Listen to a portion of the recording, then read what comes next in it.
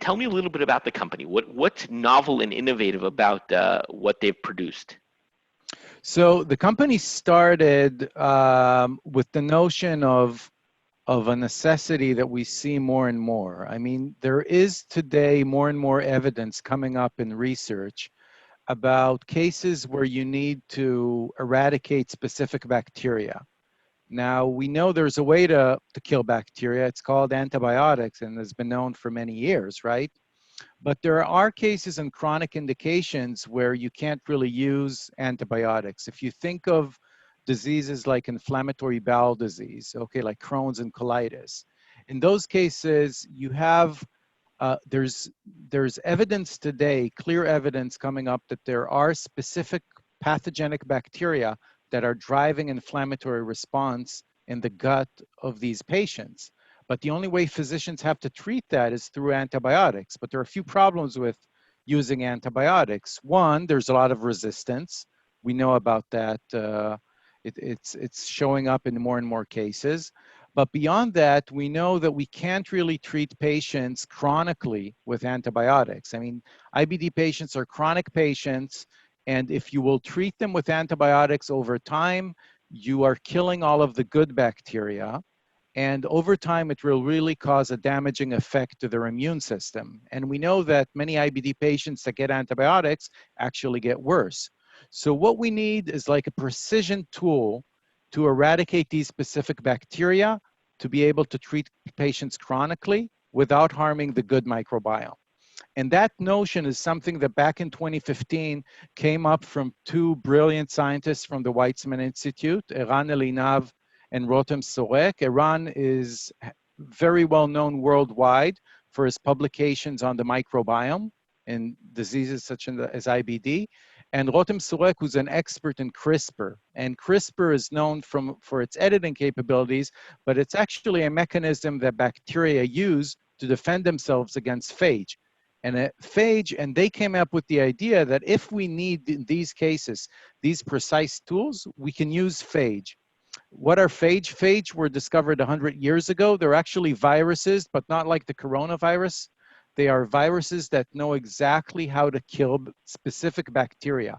They are completely inert to human cells. They've actually been approved by the FDA to spray on meat and cheese for salmonella. And they only kill specific bacteria.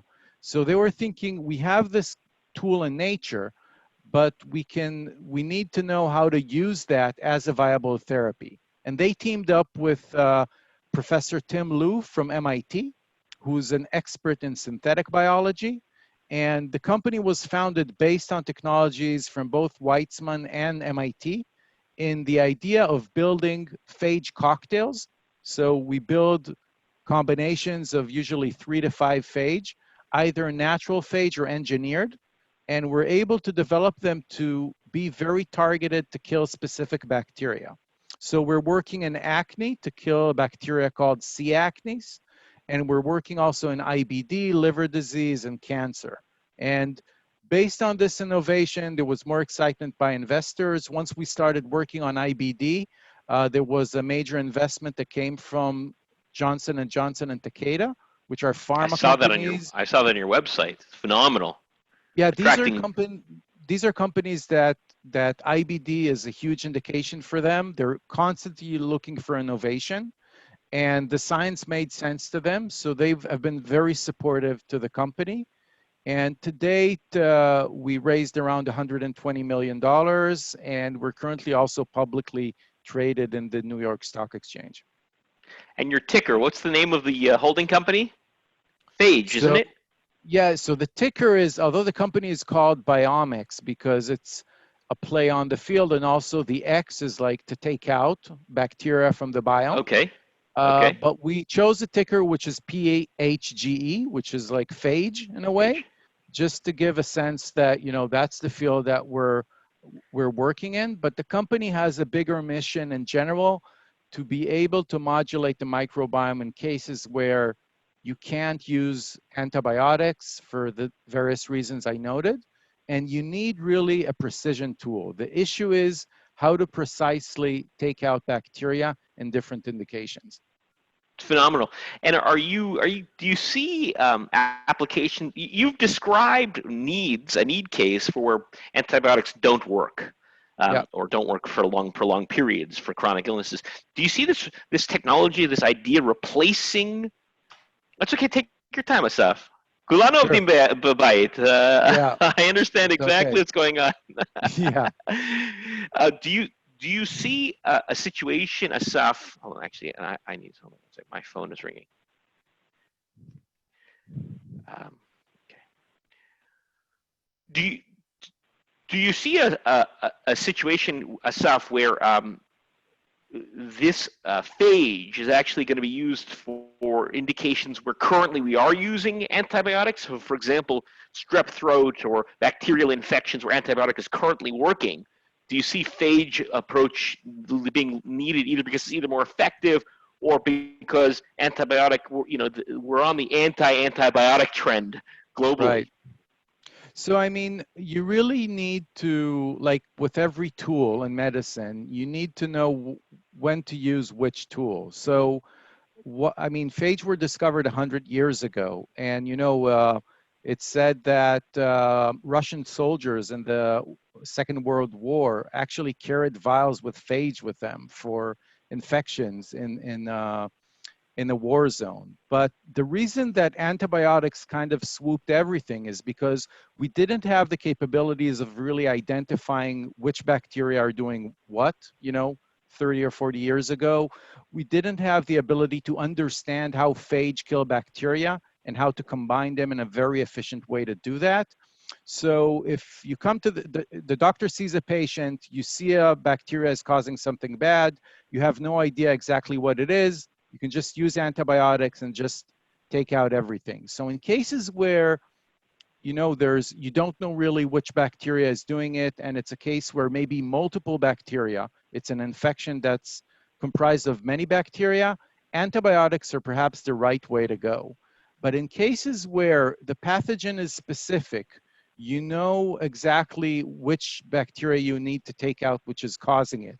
And antibiotics are not relevant because there's resistance, like in the case of acne, there's a lot of resistance to antibiotics, or because it's chronic use. In every case where there's chronic use, if it's for CF patients, if it's acne, if it's IBD, what happens is that you'll get a lot of resistance and you'll get a lot of side effects that cause a lot of harmful damage. So when there isn't any alternative, people go to antibiotics. But for those cases, we believe that the use of phage and precision tools, you'll see them more and more. And there's a lot of cases that are getting a lot of attention now. About 6 months ago, there was a publication in Nature about a case of a 17-year-old CF patient that got a lung transplant in the What is UK, CF? cystic fibrosis, sorry. The lung disease. So yeah, so she was a cystic fibrosis teenager, got a lung transplant, got an infection, and could not be treated. Really was literally at her deathbed, and was treated with phage and was completely cured. And that stirred a lot of attention. And we see a lot of excitement from people that are seeing cases where, as you said, the anti-antibiotics, but it's more cases where antibiotics, for some cases are fantastic, but there are cases, especially the chronic cases, that require a different type of tool. And today, we're doing in gene therapy, we're doing precision medicine and doing amazing things there. And phage are a precision medicine for the microbiome. And that's what we're pursuing. Who else are you competing with in this world, and where is Israel and Biomx relative to the world players? So there are a number, of course, this area is steering more and more excitement. I think there are around 30 companies, biotechs worldwide, that are active. There's also collaborations with pharma companies. I think we're positioned very uniquely because of the technology. I mean, the scientists from the Weizmann Institute and MIT are considered tops in their field of the microbiome, of phage synthetic engineering. So we're lucky to have fantastic science. But beyond that, traditionally, many phage companies were more focused on infectious diseases, where antibiotic is used. We have decided to focus on these chronic indications, and I think we're we're very well positioned in that area. And because these are huge indications like liver disease, cancer, IBD, there's also a lot of excitement from investors. I mean, it makes sense from a business perspective. These patients are taking doses daily for their whole life. And also from a case perspective where they're definitely going to build up resistance, no doubt. It makes a lot of sense. Especially, I mean, these are today, I mean, these are patients that require, again, chronic treatment with diseases which are very difficult to treat.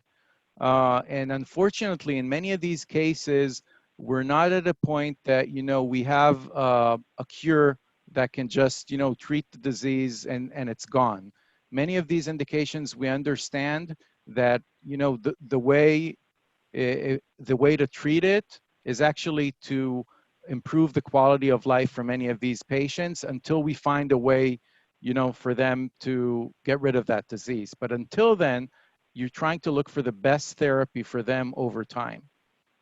Fantastic. How is life for you now in Israel post or in the throes of Corona?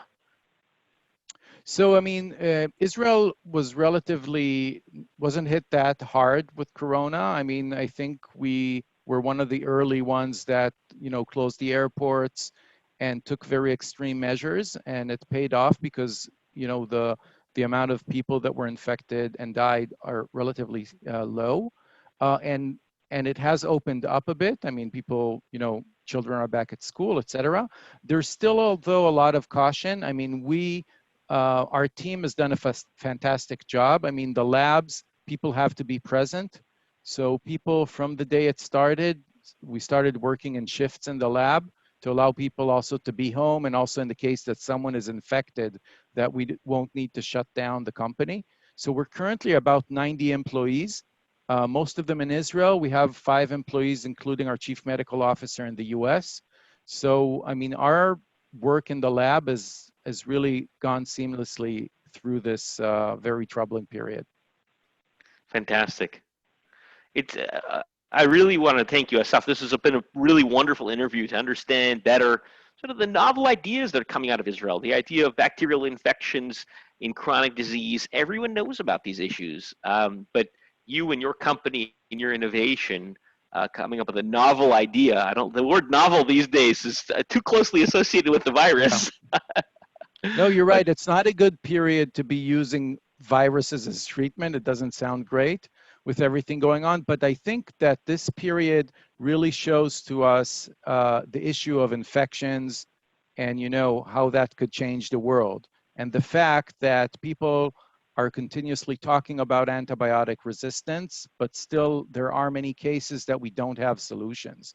So I think this is an opportunity for us to look at the ability to do things differently, to use more advanced tools. I mean, antibiotics have been used for what, 50, 60 years. You know, we need to have other tools in certain cases. And I think what we're seeing in this period is the understanding that, you know, this is a necessity, that these type of technologies, we need to find a way to translate these to modalities that will be used in the clinic in the future. For those looking to make a broadly diversified Israeli equity investment, contact the Jerusalem portfolio, where in just a few minutes, anyone, virtually anyone, can open up an account and fund it so they too can have a stake in Israel. Thank you very much.